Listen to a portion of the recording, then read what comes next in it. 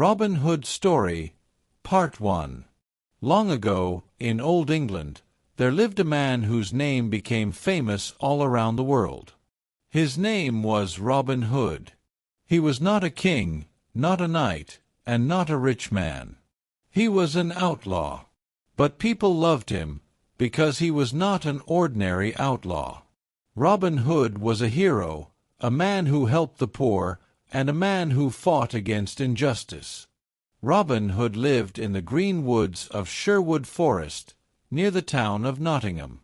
The forest was big, dark, and full of tall trees. Birds sang in the branches, deer ran through the trees, and the sound of the wind was like soft music. For Robin, the forest was not only a home but also a safe place. In the forest, the Sheriff of Nottingham could not easily catch him. The Sheriff of Nottingham was Robin's greatest enemy. He was a cruel man who loved money and power. The sheriff collected high taxes from the poor people of Nottingham. If a man could not pay, the sheriff's soldiers took his animals, his food, or even his house. The poor cried, but nobody helped them. The king was far away, and the sheriff was strong in the town. But then came Robin Hood. He decided to fight back. Life in Sherwood Forest. Living in the forest was not easy. The men had no castles, no soft beds, and no servants. They slept under the trees or in small huts made of wood. They ate bread, meat from the forest animals, and sometimes food taken from rich travelers. But they were free. They had no cruel lord over them, no heavy taxes, no fear of the sheriff. In the forest, they were their own masters. Sometimes they sat around the fire at night. The flames danced, and the stars shone above them. They told stories, sang songs, and shared dreams. Little John's deep voice mixed with Friar Tuck's laughter, and Robin's smile gave hope to all of them. The poor people of Nottingham also came secretly into the forest. They brought news about the sheriff's cruelty. They told Robin about families with no food, children who were hungry, and men who lost their farms. Robin listened carefully, and then he made plans. Robin's first adventure. One day, Robin heard that the Sheriff of Nottingham was traveling through Sherwood Forest with a group of rich men. The sheriff had taken gold and silver from the poor as taxes. Now he was carrying it to the castle. Robin said to his men, "This gold does not belong to the sheriff. It belongs to the poor who worked hard for it. We will take it back." The merry men were excited. They prepared an ambush. They hid behind trees, waiting. When the sheriff and his men arrived, Robin stepped out of the shadows. His green clothes blended with the forest, and his bow was ready. He called out, "Stop, Sheriff!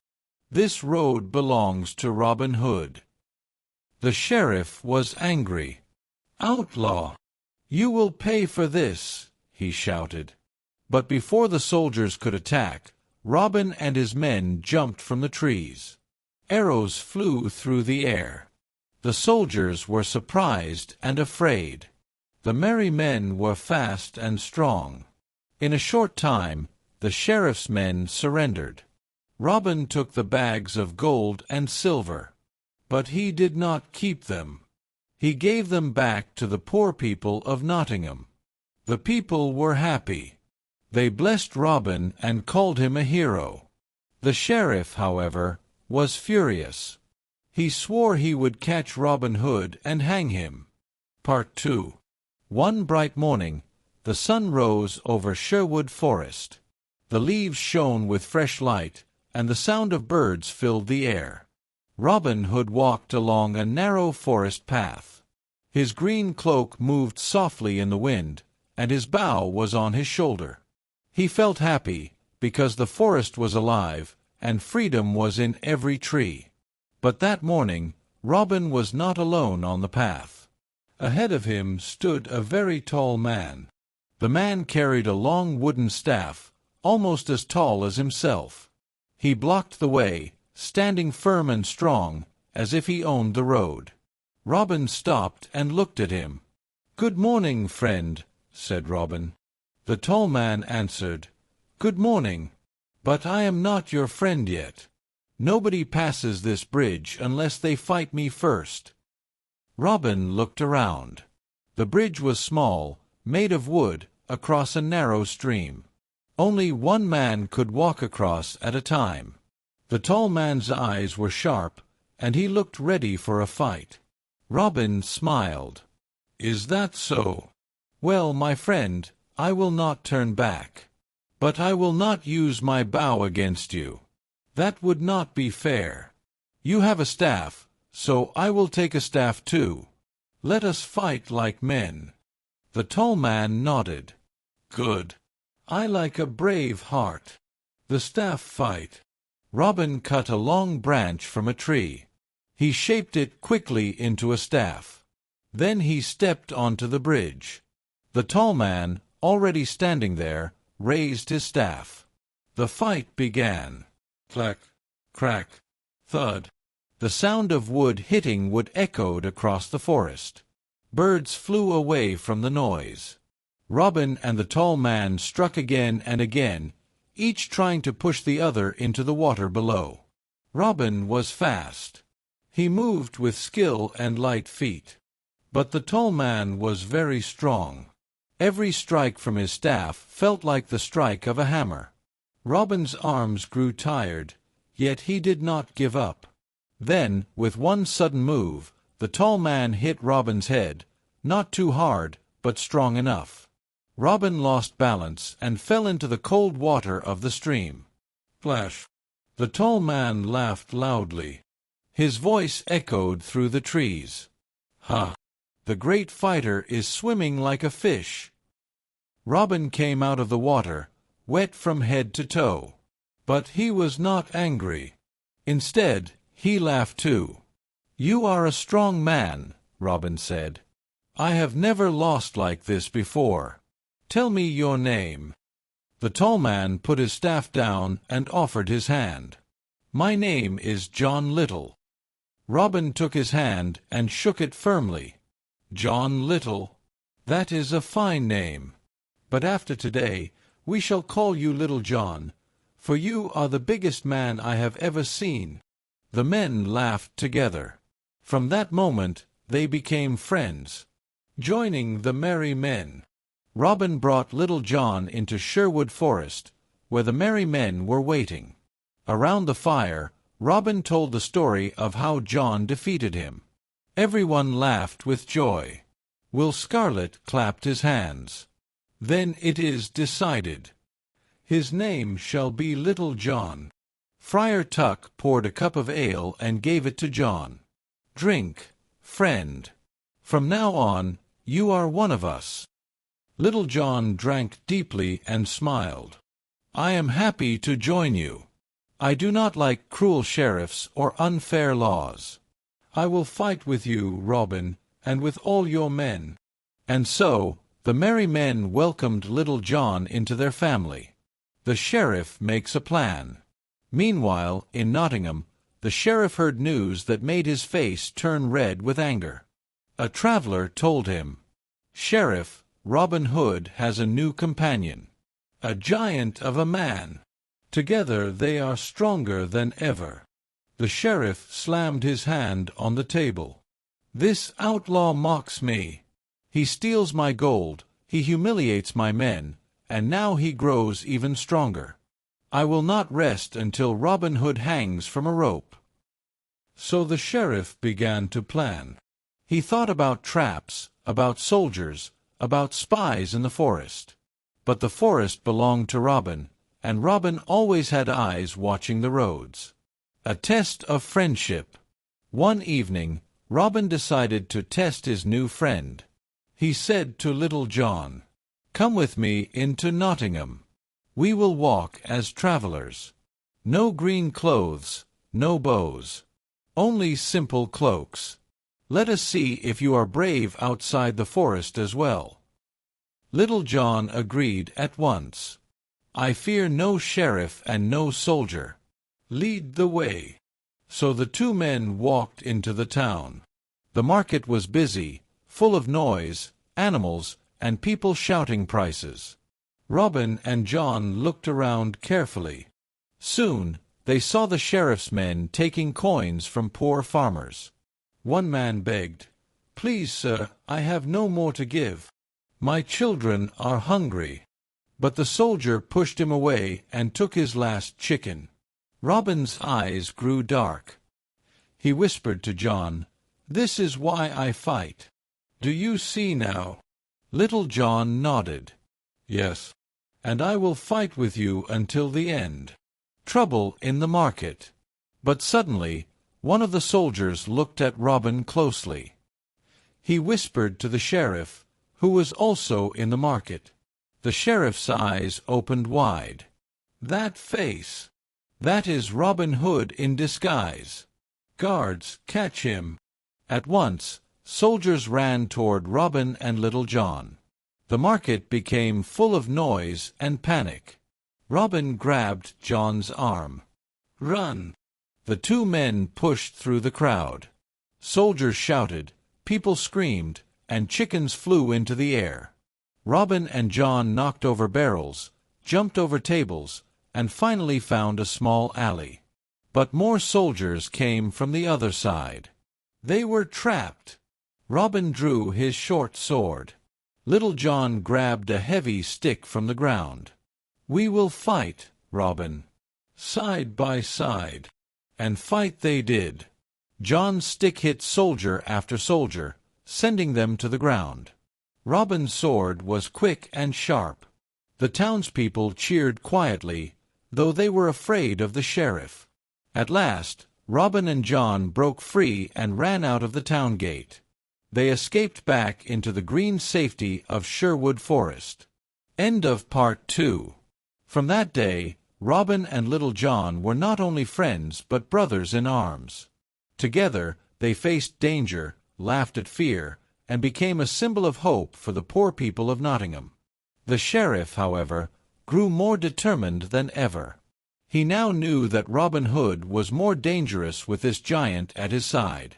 The fight between law and outlaw was only beginning. Part 3. The sun was high above Sherwood Forest. The trees gave shade, and the river ran cool and clear. Robin Hood and Little John walked along the forest paths, enjoying the day. They had escaped from Nottingham, but Robin knew the sheriff would not stop chasing them. As they walked, Robin suddenly heard a sound. It was a deep voice, singing a happy song. The voice came from near the river. Robin raised his hand.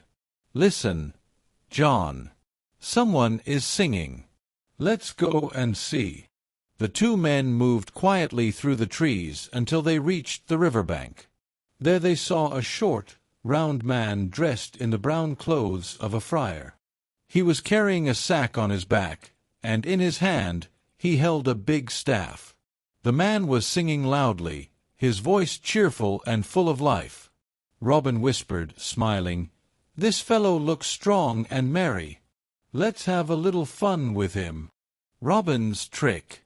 Robin stepped out from the trees and called, "Good day, holy man. Will you please help me cross the river? My feet are tired, and I do not wish to get wet." The friar stopped singing and looked at Robin carefully. Then he smiled. "Of course, kind traveler. I will carry you across on my back. But first, tell me your name." Robin bowed politely. "I am Robin Hood." At once, the friar's smile grew wider. "Ah, so you are the famous outlaw. Many talk about you in Nottingham. Some say you are a thief. Others say you are a hero. Well, Robin, if I carry you, will you promise not to steal my food?" Robin laughed. "I promise." So the friar bent down, and Robin climbed onto his back. The friar stepped into the river and began to walk across. The water rose higher and higher, until it reached his waist. But when they reached the middle of the river, the friar suddenly stopped. "Wait," he said. "It is only fair that you carry me back. Otherwise, I will be too tired." Robin was surprised, but he agreed. "Very well. Climb on." So the friar climbed onto Robin's back. Robin stepped into the water again, but the friar was heavy. With each step, Robin's legs shook. Halfway across, the friar laughed loudly and splashed water into Robin's face. "Ha! You are strong, outlaw, but can you carry me all the way?" Robin nearly fell, but he reached the bank at last. Both men were wet, and both were laughing. The fight. But then Robin drew his sword and said, "You tricked me, friar. I should make you pay for this." The friar lifted his staff. "No, Robin Hood. It is you who tricked me first. You must pay for your game." The two men stood facing each other, eyes bright, ready to fight. Robin swung his sword, but the friar blocked with his staff. Clang! Clack! The sound echoed across the river. Again and again Robin struck, but the friar was quick. For a round man, he moved like the wind. He hit Robin's hand, then his arm, then his leg. Robin stumbled back, almost falling into the water again. At last, Robin dropped his sword and laughed. "Enough. You are a strong fighter, friar. Stronger than I expected." The friar lowered his staff and smiled. "And you are a brave outlaw, Robin Hood. Few men can fight me so long. You have my respect." Becoming friends, Robin walked forward and offered his hand. "Then let us not fight like enemies. Let us be friends. Join me and my merry men. We live free in Sherwood Forest, and we fight for the poor." The friar thought for a moment. Then his face broke into a wide grin. "My name is Tuck. Friar Tuck. I love good food, good drink, and a good fight. And I hate the Sheriff of Nottingham. Yes, Robin, I will join you." Robin shook his hand warmly. "Welcome, Friar Tuck. You will fit well among us." Back to the camp. Robin, Little John, and Friar Tuck returned to the camp in Sherwood Forest. The merry men were curious. "Who is this round fellow?" asked Will Scarlet. Robin replied, "This is Friar Tuck. He can fight like a lion and laugh like a child. He will be one of us." Friar Tuck sat by the fire, drying his clothes. Then he took out bread and cheese from his sack and shared it with the men. Soon he was telling jokes, singing songs, and making everyone laugh. Little John whispered to Robin, "This man will bring joy to our camp. But I see also that he is clever. His eyes are sharp." Robin nodded. "Yes, John. With Tuck, our family is stronger." The sheriff's anger. Meanwhile, in Nottingham, the sheriff heard that Robin Hood had gained another companion.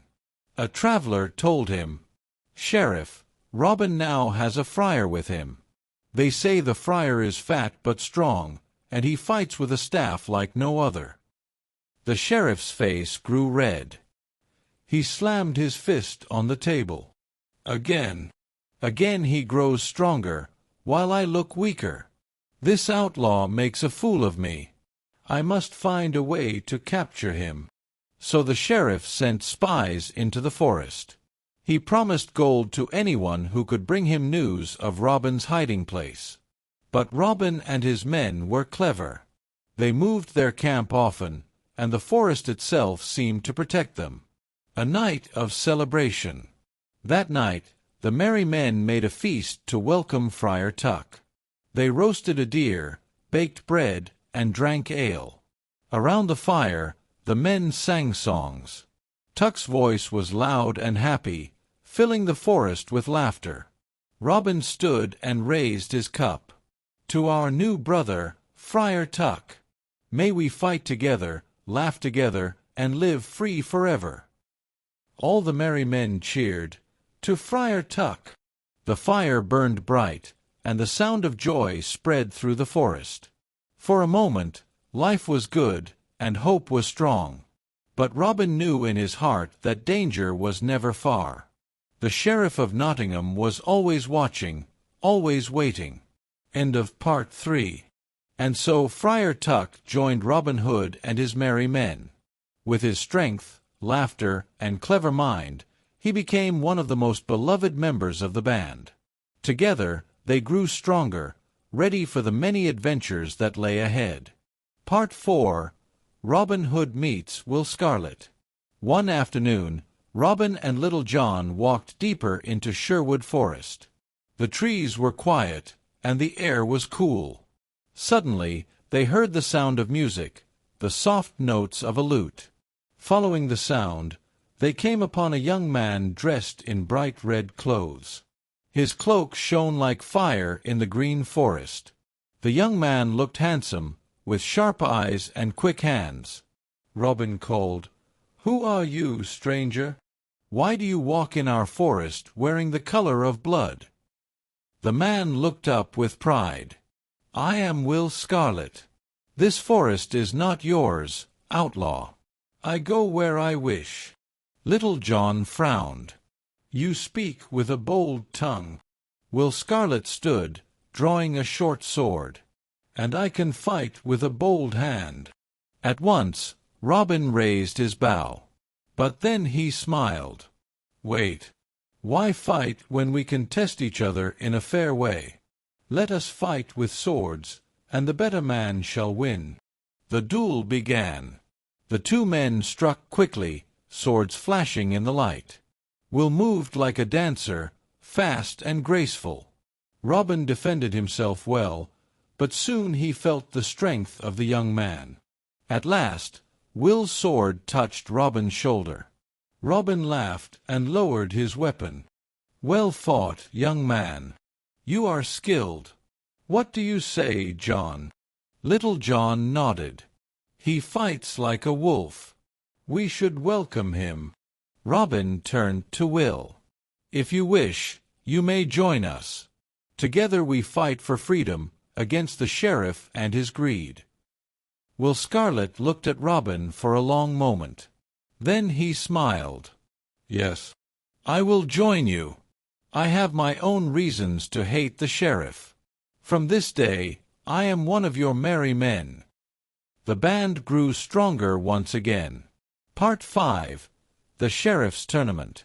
The Sheriff of Nottingham was furious. Every week, Robin Hood robbed his men, gave money to the poor, and grew more famous. The sheriff needed a clever plan. He announced a great archery tournament in Nottingham. The prize was a golden arrow, shining and bright. "Robin Hood loves the bow," the sheriff thought. "He will not resist. And when he comes, I will trap him." The day of the tournament arrived. The field outside Nottingham was full of people. Knights, nobles, farmers, and merchants all came to watch. Soldiers were everywhere, ready to capture Robin if he appeared. But Robin and his merry men had a plan too. They disguised themselves. Robin wore the clothes of a poor beggar. Little John dressed as a farmer. Friar Tuck wore his monk's robe. Will Scarlet covered his red cloak. When the shooting began, many men tried their skill. Arrows flew through the air, some hitting, some missing. At last, only two men remained, a tall stranger and a poor beggar. The crowd held its breath. The stranger shot first. His arrow landed close to the center. The poor beggar, who was Robin in disguise, shot next. His arrow flew straight and true, splitting the first arrow in half. The crowd shouted with joy. "The poor beggar wins." The sheriff smiled coldly. "Yes, and now he will hang." He gave a secret signal. Soldiers moved toward Robin. But before they could catch him, Robin blew a small horn. At once, his merry men appeared from the crowd. They fought bravely, pushing soldiers aside.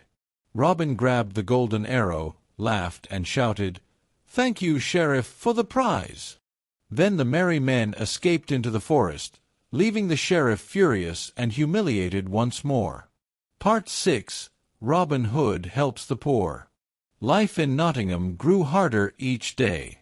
The sheriff raised taxes again and again. Families lost their farms. Children went hungry. People cried out for help. One night, a poor woman came into Sherwood Forest. She was crying. Robin welcomed her to the fire. "What troubles you, good lady?" she said. "My husband is in prison. He could not pay the sheriff's tax. Tomorrow they will hang him." Robin's eyes grew dark. "Do not worry. We will save him." The next morning, Robin and his men disguised themselves as monks and merchants. They entered Nottingham quietly. When they reached the prison yard, the sheriff was already there, ready to hang the poor man. Just before the rope was pulled, Robin threw back his hood and shouted, "Stop! This man is free." The merry men attacked, arrows flying. The crowd cheered for Robin. Soldiers fell back in fear. Robin cut the rope and freed the prisoner. The poor woman ran to her husband, crying with joy. Robin shouted to the crowd, "The sheriff steals from you, but we will fight for you." Then the merry men escaped again into the safety of Sherwood. The legend of Robin Hood grew even greater. Part 7. The Sheriff's Trap. The sheriff could not accept defeat. He planned a trap. He sent a false message to Robin, saying, "A poor knight needs your help. He has lost his lands and cannot pay his debts. Meet him at the old church tomorrow." Robin, always ready to help the poor, went to the church with Little John. But inside, soldiers waited. The sheriff appeared, smiling wickedly. "Welcome, outlaw. Now you are mine." The soldiers attacked. Robin and John fought bravely, but they were outnumbered. Finally, Robin was captured. Chains bound his hands. The sheriff laughed. "Tomorrow you will hang in the square, and the people will see that Robin Hood is finished." But that night, Friar Tuck and Will Scarlet sneaked into Nottingham. Disguised as cooks, they entered the prison. When the guards were sleeping, they opened the door. "Come, Robin, we are here," whispered Tuck. Robin smiled. "I knew you would not leave me." Together they escaped back into the forest, once more free. The sheriff woke the next day to find the cell empty. His anger shook the castle walls.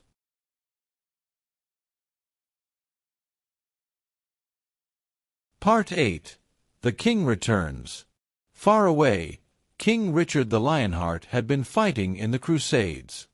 His brother, Prince John, and the Sheriff of Nottingham ruled in his place, bringing misery to the people. At last, King Richard returned to England. He traveled in disguise to learn the truth of his land. One day, he entered Sherwood Forest dressed as a monk. Robin stopped him politely. "Good day, holy man. Do you carry gold for the rich? If so, we will take it for the poor." The king smiled. "And if I say yes, what will you do?" Robin said proudly, "I will take it, for the sheriff has robbed enough." The king then threw back his hood. "Do you not know your king?" Robin and his men dropped to their knees. "Your Majesty." The king laughed kindly. "Rise, Robin Hood. I have heard of your deeds. They call you outlaw, but I see you are a true servant of justice. From this day, you are forgiven." The merry men cheered. At last, Robin was no longer hunted. He was free. Part 9. Peace in the Forest. For a time, peace returned. With the king's blessing, Robin and his men lived openly. They hunted, sang, and helped the poor. The sheriff lost his power, and the people of Nottingham rejoiced. Friar Tuck cooked great feasts. Little John trained the young men of the villages. Will Scarlet played his lute. Robin walked through the forest, happy at last. But peace never lasts forever. Some say Robin continued to fight when injustice rose again. Others say he grew older and returned to his family. Different stories tell different endings. Part 10. The legend lives on. The true story of Robin Hood may never be fully known. Was he a nobleman or a simple archer? Did he live in Sherwood or somewhere else? Nobody can say for certain. But the legend remains. People remember the man in green who robbed the rich and gave to the poor. They remember his merry men, his fights with the sheriff, his clever tricks, and his golden heart. Even today, songs are sung of Robin Hood. Children dream of his adventures.